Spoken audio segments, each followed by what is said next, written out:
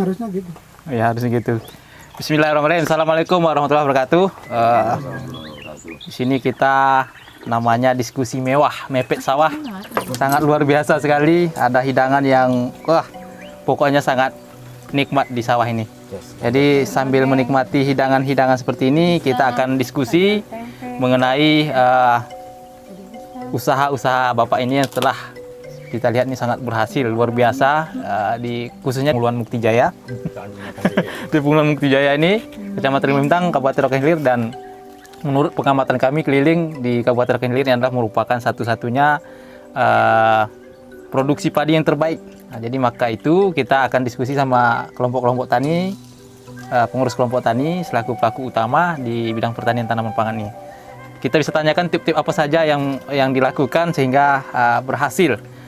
Selain dari itu juga kita selain dari menengok produksinya bagus, tapi kekompakannya juga sini terbina. Nah, jadi apa tipnya ini? Langsung kita tanya ketua kelompok nih, Pak Mas Arif nih ya. Pak Arif, kemudian juga didampingi langsung penyuluh pertanian, POPT, dan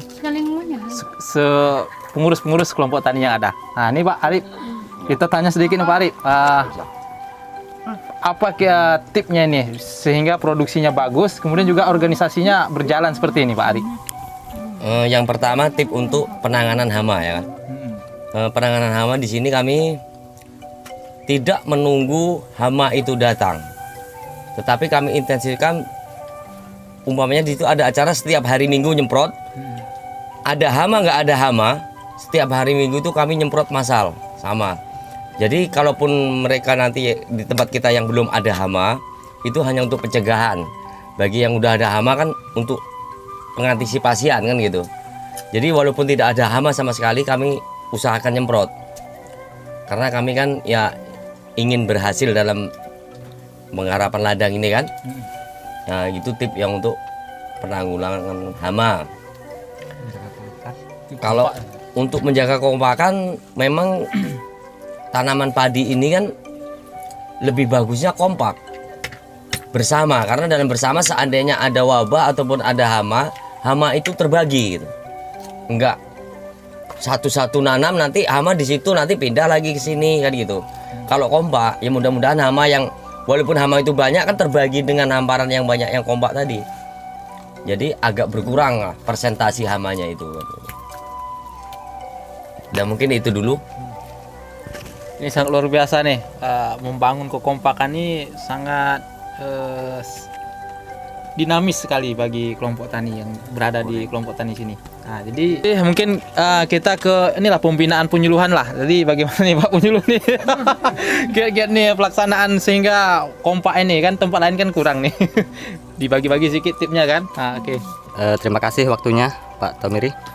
Jadi di sini ya saya sangat beruntung berada di wilayah Kepulauan Mukti Jaya, karena mengingat mungkin dari karakter petaninya juga mungkin saya udah sedikit paham, kemudian juga dari pengurus dan juga petaninya sangat welcome. Jadi alhamdulillah pengurus-pengurus ini dapat mengayomi, dapat merangkul sehingga petani-petani yang lain mau bekerja sama sehingga terjaga kekompakan tersebut. Bahkan untuk saat sekarang ini barusan kita melakukan gerdal penanganan pengendalian wereng itu secara swadaya. Jadi kelompok tani memberikan pestisida ke anggotanya yaitu melalui dana kas kelompok. Jadi di sini mungkin sangat luar biasa. Petani diajak kompak tapi juga dikasih stimulan ataupun dorongan untuk bisa kompak. Jadi gunanya kas kelompok di sini ya sangat bermanfaat. Disinilah bisa istilahnya mungkin kelompok-kelompok yang lain bisa meniru istilahnya, meniru bagaimana sistemnya. Di sini kas kelompok bisa digunakan untuk hal-hal apa. Jadi di sini alhamdulillah petani dan juga pengurusnya luar biasa. Sangat apresiasi. Kalau untuk mengenai produksi ya alhamdulillah kalau untuk kelompok tani khususnya Karya Bakti ini memang dari dulu luar biasa kekompakannya sehingga ya produksinya otomatis mungkin dibandingkan kelompok yang lain lebih unggul. Mungkin itu Pak Tomiri. Oke. Jadi saya akan melihat di sini keterbatasan prasarana maupun sarana. Nah, kan gini, saya melihatnya di situ. Jadi menarik sekali kok bisa nih tetap memproduksi pertaniannya sangat luar biasa seperti ini, padinya bagus gitu kan.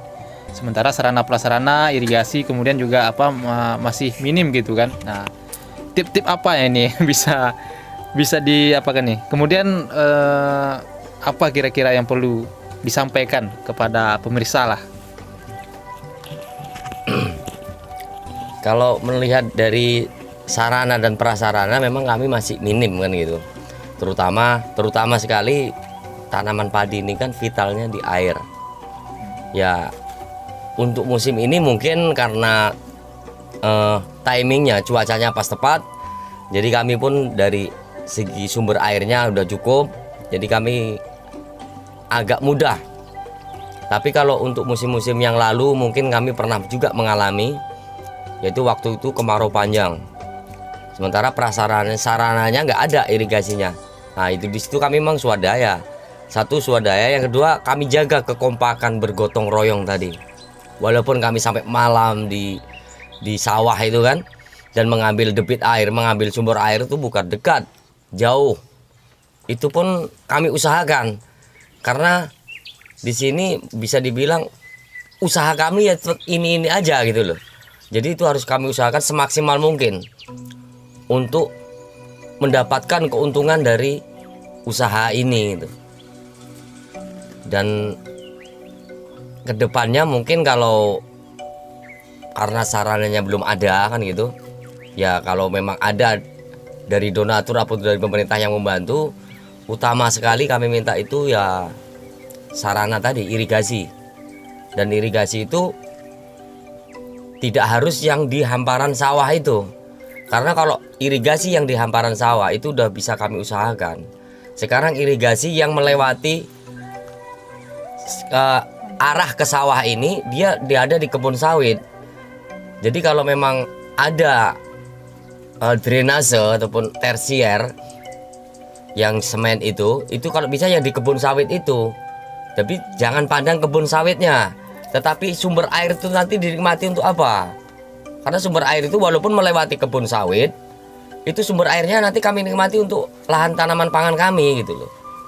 Jadi jangan istilahnya nanti dari pemerintah hanya membantu, oh nggak bisa ini kebun sawit gitu. Jangan pandang kebun sawitnya Pak, tapi manfaatnya gitu loh. Walaupun melalui kebun sawit, tapi kami yang memanfaatkan tanaman pangan itu. Ya mungkin itu atau mirip. Sangat luar biasa nih kan. Sumber air tidak ada, tapi debit air bisa dibangun oleh kelompok tani secara swadaya, gotong royong sampai hingga larut malam. Nah ini sangat perlu dicontoh ini kekompakannya, kerja kerasnya, sehingga sangat berhasil ya. Mudah-mudahan ini nanti bisa menjadi contoh petani-petani kita, khususnya di Kabupaten Ogan Hilir, Provinsi Riau. Mungkin itu ada kira-kira yang perlu kita bahas lagi ya. Mungkin tambahan mengenai sarana prasarana, terutama yaitu sarana irigasi ini ya. Gambaran yang disampaikan sama Pak Ketua tadi, bahwasanya tahun-tahun yang udah lewat kemarin kita emang kewalahan masalah air. Jadi di sini kita kebetulan ada saluran primer. Cuman saluran primer ini digunakan lebih kurang 150 hektar hamparan. Jadi untuk wilayah kelompok khususnya Karya Bakti ini kan wilayahnya lumayan di ujung. Jadi kalau misalkan kita menggunakan air pasang itu udah habis, nggak kebagian. Jadi kemarin emang inisiatif dari kelompok bahwasanya mengambil sumber air dari saluran primer yang sebelahnya lagi, itu jaraknya lebih kurang 800 meter ya. Nah, lebih kurang 800 meter dari kebun sawit. Dari sumber air saluran primer yang sebelah sana itu yang 800 meter dari sumber air saluran primer ini, mereka pompa naikkan dari sana, mungkin kemarin kalau nggak salah 3 atau 2 mesin ya, yang 4 inci pompa ke saluran tersier sekunder yang ada di kelompok ini. Jadi dari sekunder ini petani ngambil ke sawah masing-masing. Tapi ya sistemnya kita swadaya, minyaknya itu diperhitungkan segala macam. Ya alhamdulillah memang luar biasa kekompakan dari kelompok tani ini, sehingga masalah-masalah pengairan alhamdulillah kemarin walaupun mungkin kekurangan, tapi minimal bisa lah untuk menghidupi tanaman padi mereka. Usahanya memang luar biasa dari pagi bahkan nyampe hampir 2 minggu Pak Arif ya kemarin. Itu usaha mereka hidupkan mesin di saluran primer berapa kurang tahu juga, yang jelas jaraknya itu lebih kurang 800 meter dari saluran primer yang di sini itu dinaikkan itu lebih kurang 15-an hari kemarin tuh menjelang sampai panen ya Mas Arif. Jadi ya apresiasi luar biasa. Jadi kedepannya kalau misalkan memang ada program-program mungkin fasilitasnya itu ditambah, bisa jadi produksi untuk kelompok ini lebih dari yang sekarang. Kalau misalkan prasarana itu memang tercukupi. Kalau untuk saat sekarang aja produksi rata-rata untuk kelompok tani Karya Bakti ini rata-rata produksinya 6-7 ton Mas Arif ya, dihitung rata-rata. Bisa nyampe yang 10 ton, 12 ton. Cuman kan dihitung rata-ratanya 6-7 ton. Itu udah luar biasa. Tapi kalau misalkan ada tambahan fasilitas yang lain, mungkin bisa lebih untuk rata-rata di kelompok ini. Mungkin itu tambahannya Pak. Oke, mungkin sangat menarik nih. Dengan meningkatnya kemampuan ini kan secara swadaya, ya mudah-mudahan IP juga semakin meningkat. Ini IP-nya sudah 250 ya.